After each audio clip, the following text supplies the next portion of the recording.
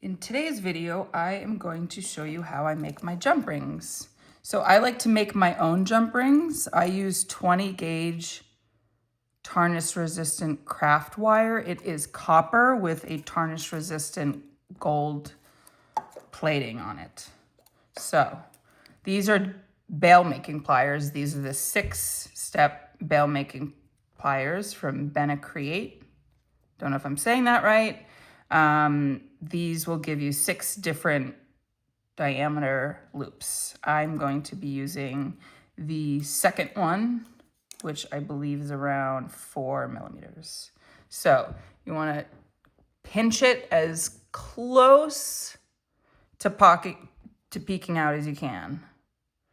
And then keep pressure on your thumb, keep pushing that in, and you want to rotate the pliers. Keep this hand and keep the wire in that hand as it is. As you circle the first loop, you want to look for the other end and guide it right below it. Okay, so it looks like that. Then you keep this tight and you just keep twisting the plier. Now, what you will notice is that sharp little edge will start to cut up your fingers. That's when I use one of these. So it's like a little thimble for when you're sewing, but this just allows you to go crazy and it doesn't tug it. So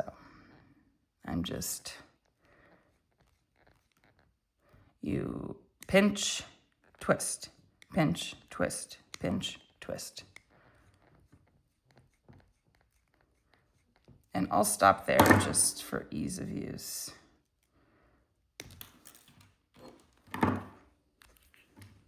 So let's put this back on it because I want to flush that edge. So I just pinch it until it's flush. Now the whole thing, the top and the bottom are flush, so we can really get the most out of this. Now you want to take your cutters and cut right where we started.